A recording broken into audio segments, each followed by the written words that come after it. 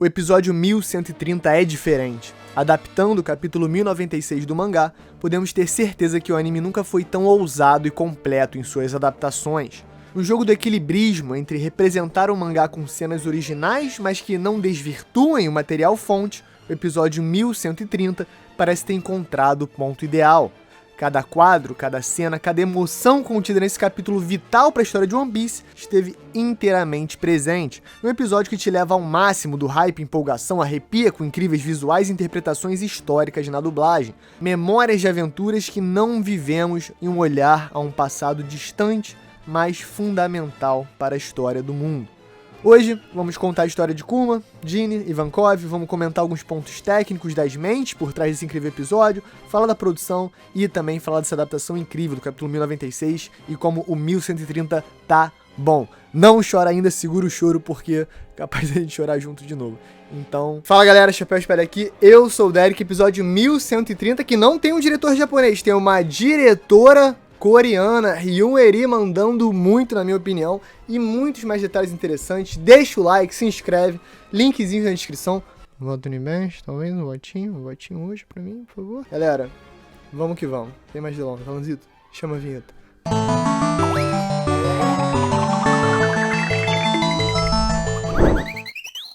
Esse episódio é tão bom que até o recap inicial merece ser comentado. Dessa vez, a gente relembra os brutais acontecimentos do passado do Kuma através do seu literal ponto de vista, acompanhando as pálpebras se tornarem pequenos portais temporais que nos atravessam pela sua, de certa maneira, amorosa, mas sempre dolorosa vida.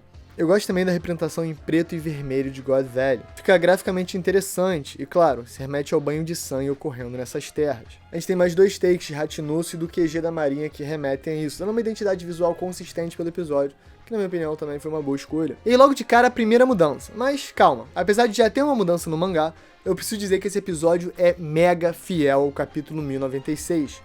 Nesse início, por exemplo, nitidamente podemos ir de quadro a quadro, do apresentador passando para os cavaleiros sagrados concorrentes e terminando nos nativos da ilha, fugindo em desespero. O anime segue essa ordem perfeitamente, com um diferencial. A gente tem um breve shot do Jay Garcia Saturno sentado em um trono, observando tudo. O que é uma mudança que faz sentido quando a gente pensa que contextualmente ele vai aparecer no episódio, e eu acho que a Toei quer dar uma introdução mais suave, né, mais esperada pra ele. De lá pro QG da Marinha, com o almirante de frota Kong fazendo de tudo pra convencer um Garp rodeado de gatinhas jogando vôlei na piscina a vir pra God Valley resolver abacaxi. Tá difícil, hein, seu Kong? Olha, eu acho que pra tirar o Garp da piscina com as gatinhas, só um nome seria capaz.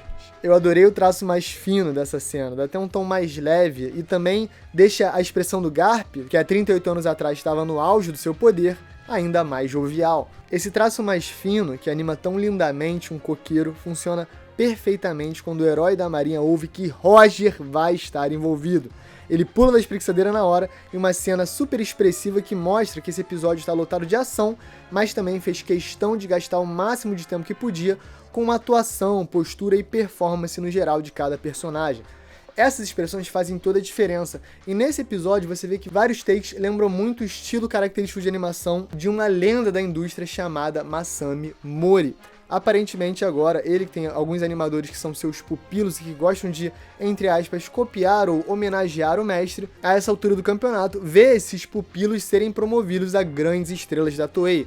E é isso que a gente tá vendo com o episódio de altíssima prioridade, não o próprio Masami Mori, mas os seus aprendizes tomando de assalto com muita qualidade. Outro corte rápido, mantendo a ação e o ritmo do episódio, e vemos Kuma, Ivankov e os outros escravos com alvos nas costas sendo alvejados por uma flecha certeira das bestas dos Tenryubitos, essas bestas. Alguns caem pelo caminho, mostrando a indiferença da morte nesse contexto, e a crueldade do jogo.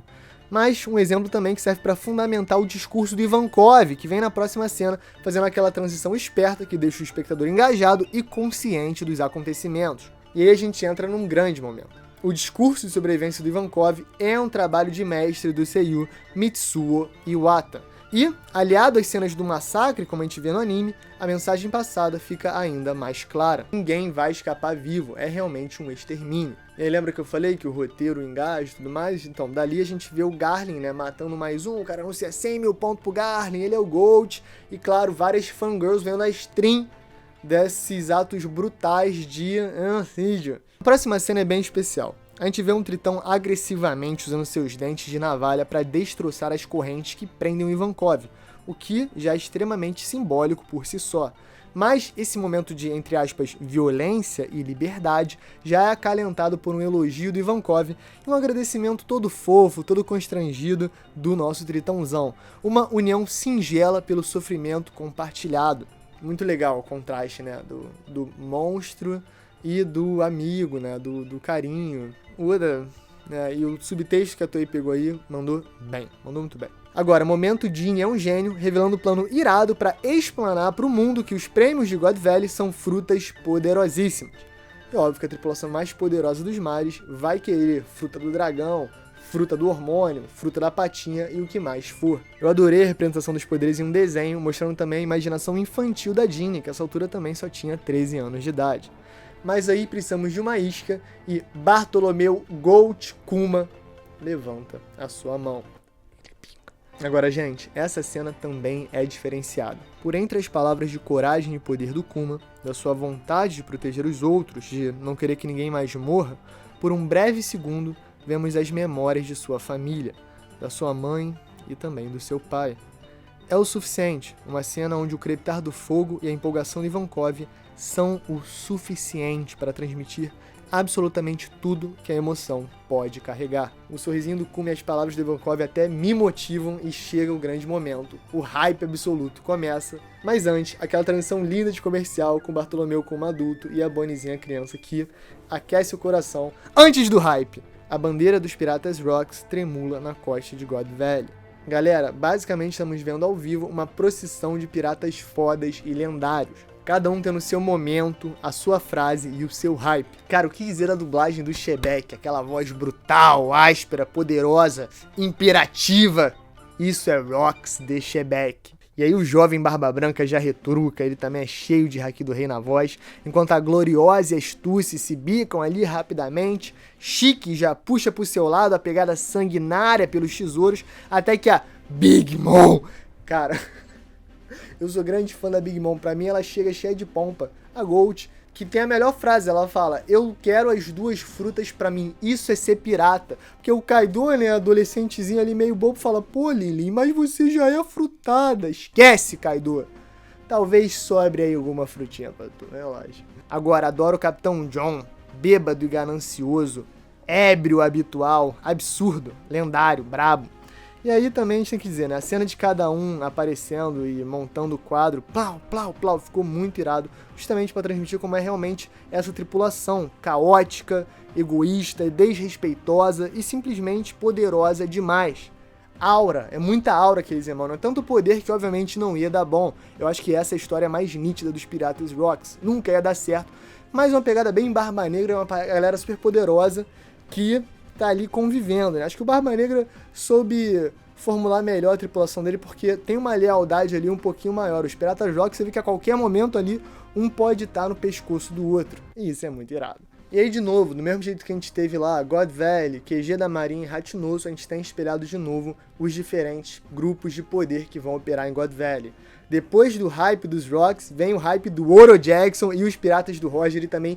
Que cena sensacional, porque logo na proa o Roger já pula pra ação, ainda não tem o bigodão clássico, ainda não tem a mesma aparência, lembra muito o Ace, e o Roger no auge, na juventude, já aliado do Rayleigh, já aliado do Gaban, descem com tudo depois do resto da tripulação, mano, muito hype. E eu também curti a cena com os outros dois cavaleiros, o Garlin ali aparecendo imponente, falando que não vai ficar pra trás. Tanto esse cara do crânio quanto essa garotinha, eu tenho certeza que mais cedo ou mais tarde vão aparecer no mangá. Toda essa sequência bem breve, né, já fica ali caracterizado que teve um confronto direto entre Piratas Rocks e Piratas do Roger, mas justamente por isso, logo em sequência, chega mais um polo de poder absurdo e com todo o hype também. O grande navio da marinha lá do cachorrão Monkey D. Garp, que chega até com o Bogar, cheio de aura, cheio de hype, pra entrar e tornar essa loucura. Te vê que em God Valley começa a perigar Haki do Rei, raio negro de Haki do armamento, raio negro de Haki do Rei. É uma loucura, gente. É simplesmente a maior concentração de nível de poder, eu acho que talvez da história de One Piece, mesmo considerando Marineford. O que tu acha? Comenta aí. Você que é expert em nível de poder, comenta aí. Faz uma escala aí pra saber se Marineford ou God Valley foi o momento que teve mais concentração de nível de poder em One Piece. Hype gigante em cima do herói e realmente é o anime acompanhando a simetria do mangá com as grandes forças que operam em God Valley sendo apresentadas durante o incidente. Agora, incrivelmente de fininho, Kuma e Ivankov vão com tudo e conseguem os tesouros. Por um segundinho, Ivankov fica prestes a comer a fruta do dragão, gente. Imagina que mundo maluco. Mas aí, Big Mom, a pirata, chega com tudo e bem animada, hein? Pra terem noção, tudo bem que o Ivankov ainda era mais novinho, mas ele até que tem um tamanho razoável, só que a pata, a mão enorme da Big Mom, fica simplesmente imponente, já calando e arremessando Ivankov na parede, tomando controle da fruta, que futuramente ela presentearia ao Kaido em circunstâncias que estão até hoje misteriosas. Kuma ganha um segundinho e consegue escapar da Big Mom, partindo em busca da liberdade, fazendo de tudo para sobreviver. Mais uma cena hiper bem animada, dá pra ver nitidamente a fluidez nos movimentos da Big Mom arremessando Ivankov, que mesmo assim mantém o otimismo e incentiva o Kuma. Toda essa alegria muda completamente quando as chamas pintam o episódio de uma luz laranja poderosa. Você realmente se sente no meio da fumaça, destruição, dá aquela sensação claustrofóbica, o laranja é meio opressivo, o fogo, o calor, e o próprio Kuma ali sentindo a pressão de quem? Jay Garcia Saturno. Sua voz é fria, é cruel e também intimidadora. Mas, mesmo assim, Kuma nunca perde a inocência, a coragem e a força em bradar que quer salvar todos que ele conseguir.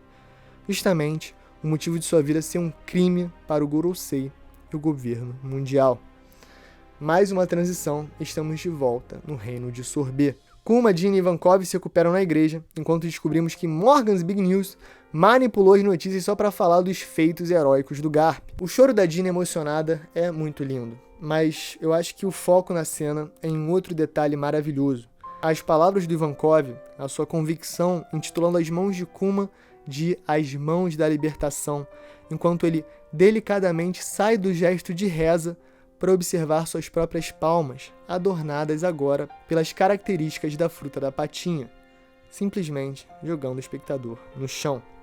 Gente, é um momento extremamente delicado e poderoso, momento que representa perfeitamente Bartolomeu Kuma. Ele relembra da sua família por um momento, antes de vermos Ivankov partir em uma aventura pelos mares. Para trás, Kuma e sua amiga 4 anos mais velha, Jean, agora têm a tarefa de viver e sobreviver.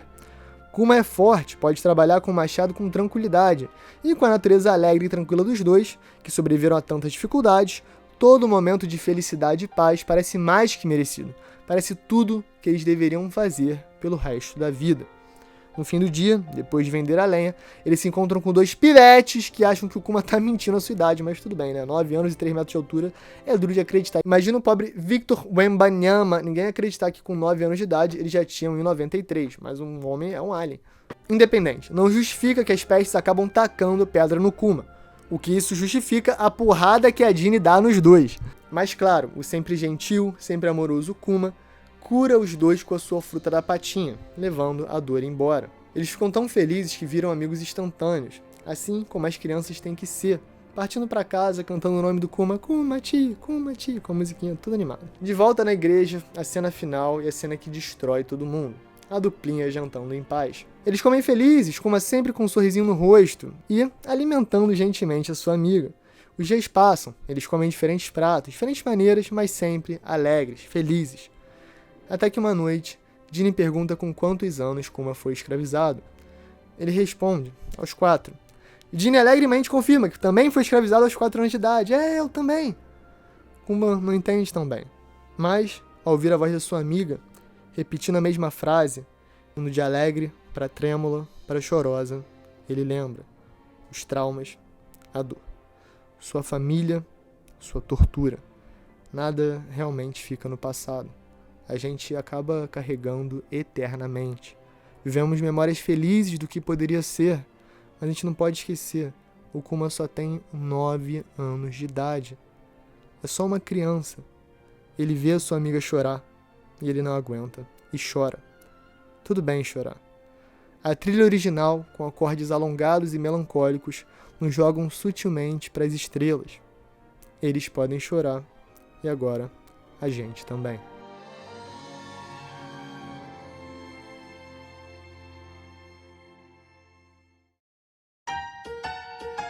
Galera, esse foi o review do episódio 1130 de One Piece. Um episódio pra mim sensacional, super bem animado. Era tecnicamente mandando muito, vários animadores da nova geração dando seu traço e dando vida a essa cena sensacional, com aos prantos, podendo ser uma pessoa, não vou nem falar uma criança, que sofre o que sofreu, que reflete e tem ali alguém que entende o que é ser escravizado e sofrer por tanto tempo.